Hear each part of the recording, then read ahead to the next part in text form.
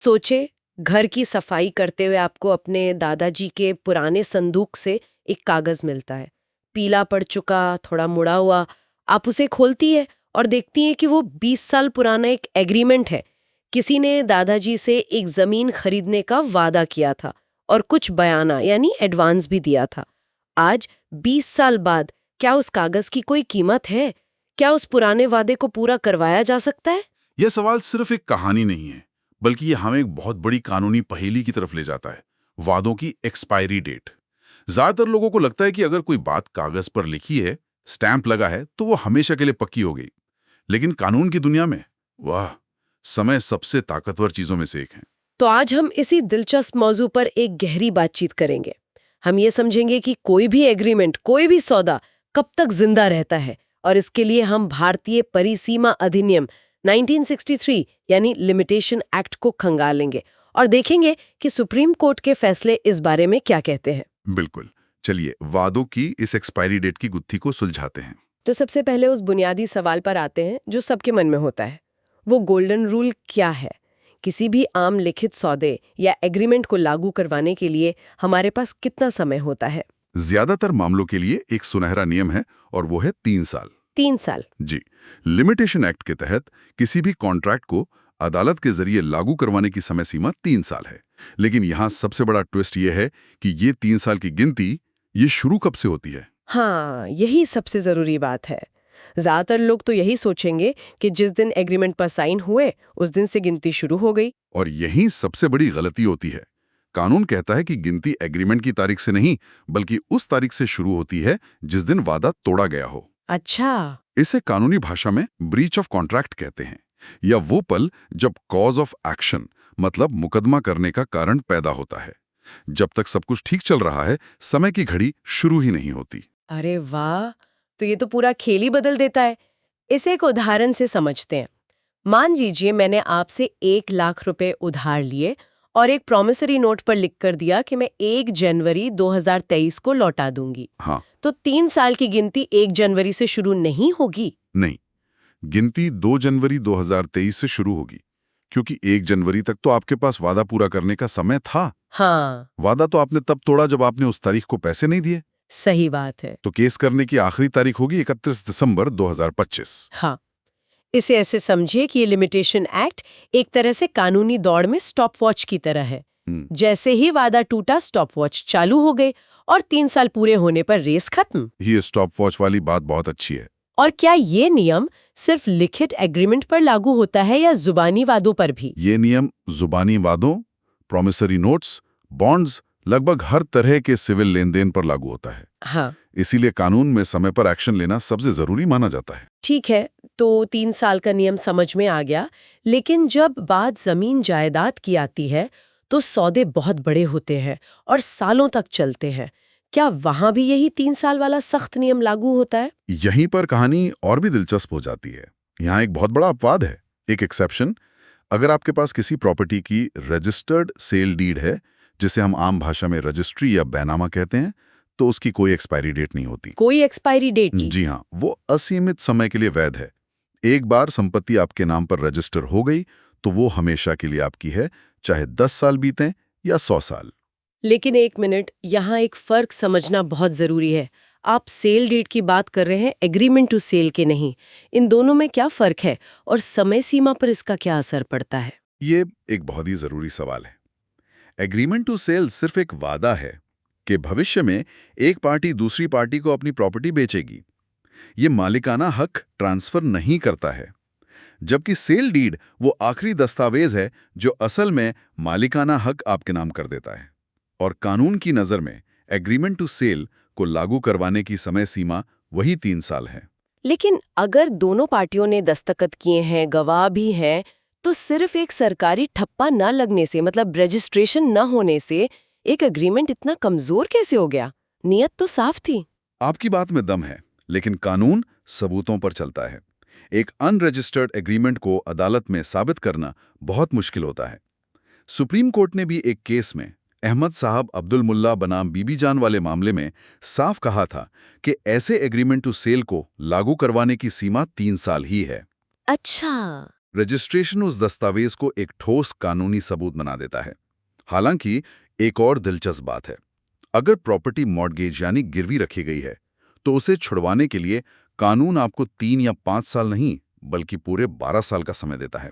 12 साल, ये तो बहुत ज्यादा है। तो साफ है कि कानून हर तरह के सौदे को अलग-अलग नजरिए से देखता है। अब जरा अदालतों के रवैये पर आते हैं। कानून तो किताबों में लिखा है, लेकिन जज उसे असलियत में कैसे लागू करते हैं? क्या वो इस 3 साल के नियम को लेकर बहुत सख्त है या कभी-कभी नरमी बरतते हैं? अदालतों का रवैया, खासकर सुप्रीम कोर्ट का, इस मामले में बहुत ही सख्त रहा है। वो इसे एक मजबूत कानूनी सिद्धांत मानते हैं। कमलम्मा बनाम होनम्मा के केस को ही ले लीजिए। इसमें एक प्रॉपर्टी का एग्रीमेंट था जिसमें यह नहीं लिखा था कि सौदा कब तक पूरा करना है। सालों बाद एक पार्टी ने केस किया। सुप्रीम कोर्ट ने कहा, अगर कोई तारीख तय नहीं है तो 3 साल की गिनती उस दिन से शुरू होगी जिस दिन आपको लगा कि दूसरी पार्टी वादा पूरा करने से आनाकानी कर रही है या साफ मना कर रही है। इसका मतलब तो ये हुआ कि आप सालों तक इंतजार नहीं कर सकती। जैसे ही आपको शक हुआ कि सामने वाला मुकर रहा है, आपकी स्टॉप वॉच चालू हो गई। देरी मतलब अधिकार खत्म। बिल्कुल। कानून का एक पुराना सिद्धांत है, equity aids the vigilant not the indolent, यानी कानून उनकी मदद करता है जो अपने हक के लिए जगे हुए हैं, ना कि उनकी जो सो रहे हैं।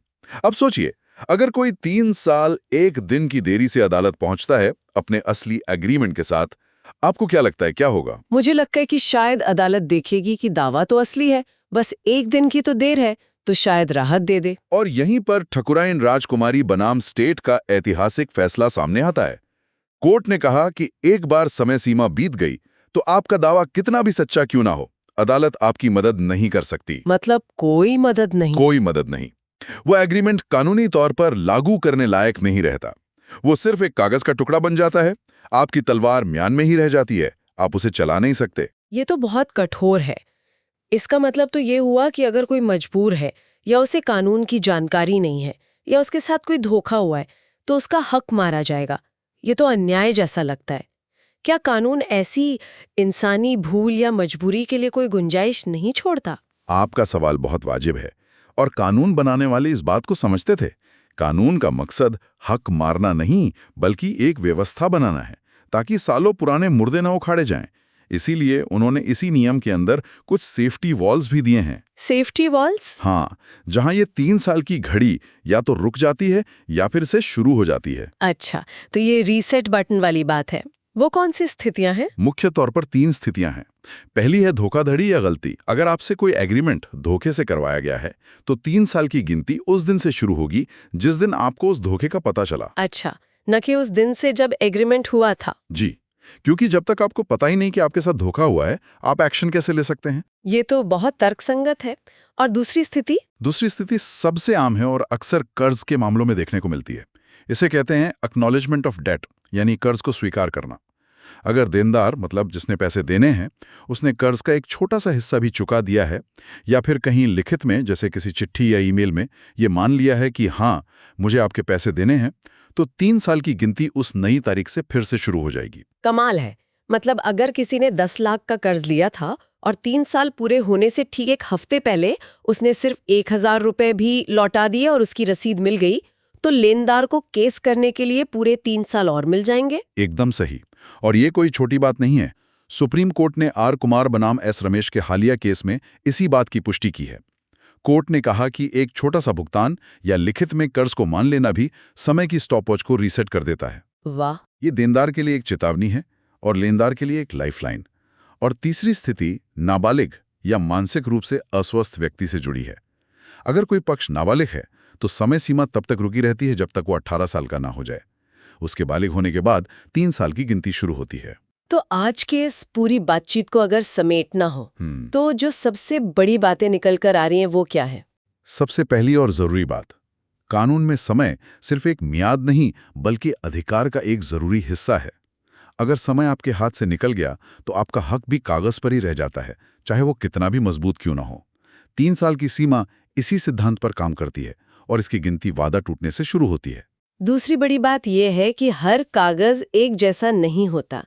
एक रजिस्टर्ड सेल डीड हमेशा के लिए एक मजबूत ढाल है जिसकी कोई एक्सपायरी डेट नहीं। लेकिन एक एग्रीमेंट टू सेल एक ऐसा वादा है जिसे आपको 3 साल के अंदर ही लागू करवाना होगा। तीसरी बात, अपने अधिकारों को लेकर सुइए मत। कानून जगे हुए लोगों की मदद करता है।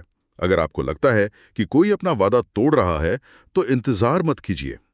और चौथी और आखिरी बात, अगर आप देनदार हैं तो याद रखिए कि आपका किया हुआ एक छोटा सा पेमेंट या लिखा हुआ एक छोटा सा मैसेज भी आपके ऊपर चल रही समय की घड़ी को रीसेट कर सकता है। तो कुल मिलाकर संदेश साफ है, अपने हक को लेकर सावधान रहें और समय के पाबंद रहें, वरना कानून भी आपकी मदद नहीं कर पाएगा। बिल्कुल, देरी आपके हक को खत्म कर सकती है। और जाते जाते सुनने वालों के लिए एक विचार छोड़ जाते हैं। कानून कहता है कि समय सीमा बीतने के बाद एक एग्रीमेंट अदालत में लागू नहीं किया जा सकता, यानी कानूनी तौर पर वो वादा मर चुका है। लेकिन क्या वो नैतिक रूप से भी मर जाता है? और अगर कोई उस समय सीमा पार कर चुके वादे को अपनी नैतिकता के आधार पर पूरा करने का फैसला करता है, तो क्या उसके कोई नए कानूनी परिणाम हो सकते हैं? सोचिएगा जरूर।